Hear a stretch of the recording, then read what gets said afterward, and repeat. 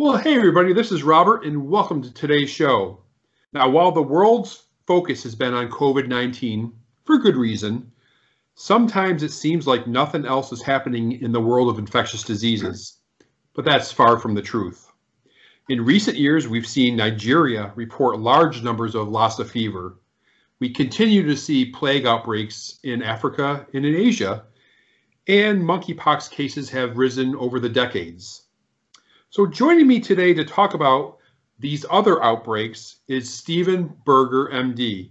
Dr. Berger is the co-founder of Gideon Informatics, that's Global Infectious Diseases and Epidemiology Network. Dr. Berger, welcome to the show, sir. Thank you. Good to be here. Well, like I said in the intro, there's a lot more going on in the world as far as outbreaks. And in 2020, Nigeria reported the largest Lassa fever outbreak ever reported in any country, anywhere in the world. Can you talk about this outbreak and how it essentially went on under the radar in 2020? Well, Lassa fever is I think it's not a household word for most even infectious disease people. And when I was coming up and studying infectious disease way back in the day, it was considered a tropical disease. That's a word that shouldn't be used anymore. At meetings, they frown when you say tropical disease, because it's all become geographic medicine or international medicine. That's part of the answer. There used to be diseases of the African diseases, and they're not going to come to my city. And why do I have to learn this stuff? I have to know about diabetes and heart disease. But as we all know, it comes to our doorstep. The most egregious example right now is the COVID, of course. That's another disease that was once Chinese, but in quotes, but came here rather quickly. And Lassa fever is another one of those diseases. Lassa fever was first described in 1969 in West Africa. And it remains an African disease. That's one that doesn't come here, albeit that people do arrive here meaning in the States. We're talking from the States. But they'll get here on an airplane and get off, and there they are, and this is one that is not transmitted in the United States. So you're not going to see, there are many diseases, of course, that get here and stay, but this is not one of them. There have been very large outbreaks in the past of Lassa fever, and essentially all of them have been in Nigeria. It's a West African disease for a number of biological reasons. Every disease has what I like to call a fingerprint, and Lassa fever lives in rodents. There's something called a multi-mammate mouse. There's a mouse that has many mammaries. We don't have them in the States, and we get it by contact with the mouse or its secretions. It's an ugly disease. Has a fair mortality, people that have not seen the disease. And one of the ugly parts of it is that it also leaves people deaf. And there's a bit of trivia there. Lassa fever is probably the most common cause of what's called acquired deafness in Africa. If you meet a deaf person in Africa, that's what he had, assuming he wasn't born with deafness, and that's a whole nother story. Having said that, the question is, why are we not hearing about this huge outbreak? There are thousands and thousands of cases as we speak. It's continuing in Nigeria. That's the country where most of it has been. And why don't we hear it? And that's part of what I started with. It's a disease of one of those places. And now there's so much more that's worrying us in a personal level, of course, and in our neighborhoods and what have you. It's called COVID. But even without COVID, you have diseases of those places that we just don't see. If we had a lot of time, I could give you stories about how Ebola suddenly came. Ebola wasn't a new disease when we started seeing it on television. It's a disease that was around for 20 years, very large outbreaks. But it became really an American trivia disease. It was something we suddenly started talking about because of a movie. And I don't want to go into other diseases at this point, but you may remember that story with the movie. It's a true story. A movie came out in 1995, just to show you how these things suddenly become important. A movie with Dustin Hoffman and Rene Russo. I actually like the movie. And it's called Outbreak. And what happened was just after, and it was a well done movie. It became very popular. And just after the outbreak, actually, there was an outbreak. It couldn't have been timed better. And if you're into conspiracy theory, you can say that Hollywood caused the outbreak, but I'm sure that's not true. And suddenly, oh, that's an important disease. But you go back and there were outbreaks even larger than that going back to the 70s. So part of it is out of sight, out of mind. There's too much going on with other outbreaks. We, again, the people in Florida and New York, we don't think about these things because we have other things to worry about, but it's there. And having said it's there, if someone walks into a doctor in Nigeria and he's got fever and a sore throat and he's looking terrible, he doesn't have COVID. I mean, it's on the list, but what he's got is Lassa fever. Right now, statistically, that's what he's got. There are some minor differences. I mentioned the deafness. Lassa fever causes a lot of pain in the chest. With COVID, you can have pain in the chest, but it's a very obvious pain in the chest, and sometimes that's a clue. So it depends where you are. Bottom line is out of sight, out of mind. Yeah, but you mentioned did a little comparison with COVID. One of the significant differences is the fatality rate that goes along with it, though, right? That's so true. The fatality rate in Lassa fever is around 29%, and the overall case fatality rate in COVID is, if you take the whole world, is around 2 or 3% right now. The numbers change, of course, according to country and who you're dealing with. That's right. It's more likely to kill you.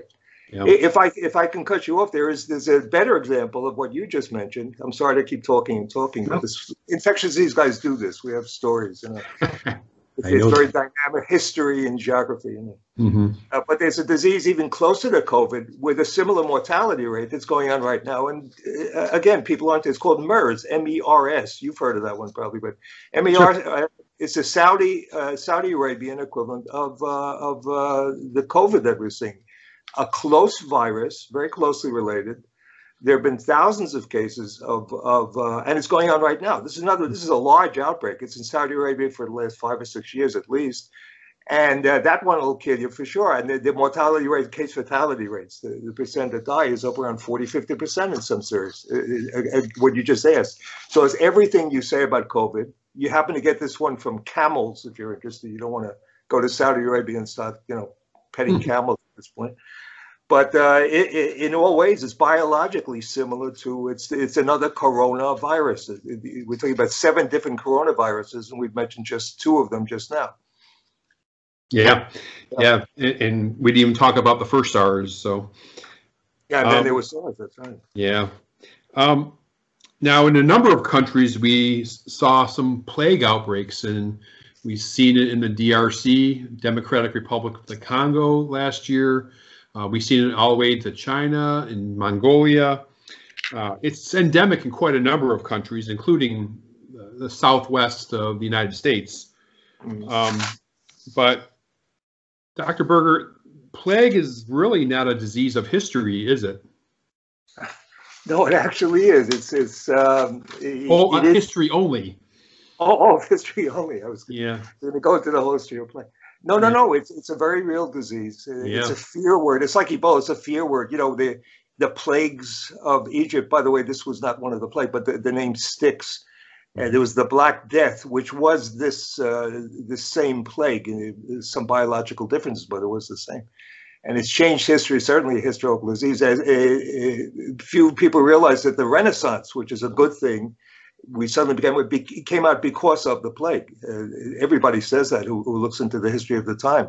It's so much destroyed the influence of the church and the kings and what have you, and suddenly people started actually thinking about things which they hadn't done until then, and the Renaissance came out of it. So I wouldn't recommend it as a way to get something good out of your life, but it can have a happy ending. No, plague has always been with us. As you say, there are outbreaks right now in Africa. I was in the Navy for not that long ago. I was in the American Navy, and I had to get a plague shot. They were sending me to Vietnam. Terrible shot, by the way, lots of side effects. There is a plague shot, you should know. It's also very sensitive to antibiotics. People don't know that. Just about anything, you can cure plague very easily. You have to get it early. But anything you throw at it will work. To answer your question, yeah, there are outbreaks right now in Africa, and there was some in Madagascar not long ago, and Mongolia, which historically was the reason that it came into Europe, by the way. It was plague coming across Mongolia into Egypt historically, into Europe, I'm sorry, historically. People don't realize, as you mentioned, it's in the Southwest, and back in 1983 to 85, there were 5 people dying of plague in some years in the 1980s in the United States, in New Mexico and Colorado. So it certainly occurs. Yeah, and it never left us. Right. And just, I think it was about 3 years ago, Madagascar had that one outbreak of well over 2,000 cases, right? Yeah. It was a massive one. Well, speaking of Africa, again, the Democratic Republic of the Congo, which, no pun intended, they're plagued with all kinds of outbreaks year after year. Nigeria and other countries have seen an increase in cases of monkeypox. Now, this is probably the rarest of the group we're talking about today. Dr. Berger, can you tell the audience a little bit about monkeypox, the disease? Just the name is kind of interesting, and I'll look at it because I like this kind of stuff. It's trivia, but the students love this. Monkeypox. I will ask them what animal will give you monkeypox, and strangely, it's the monkey, right? And cowpox is from cows, but where do you get chickenpox? A lot of people don't know that one. You don't get it from chickens, as you should know. It's named after chickpeas, actually. Chickpea paste looks like what comes out of the sores of people with chicken pox, and the name stuck. That's another story. But people are also getting buffalo pox in India, and why do we not hear about it? And we've been saying it now many times. Well, we're not in India; it's a tropical disease, right? But in some parts of India, the local people know that they're going to get buffalo pox if you touch buffaloes. There's cowpox, which was the virus that led to the vaccination. The cowpox eventually evolved into the vaccination, which is not used anymore, and that's connected to your question. Monkeypox was first actually identified in Denmark, believe it or not, in 1969. But then they found that the animals that had it, of course, came from Africa.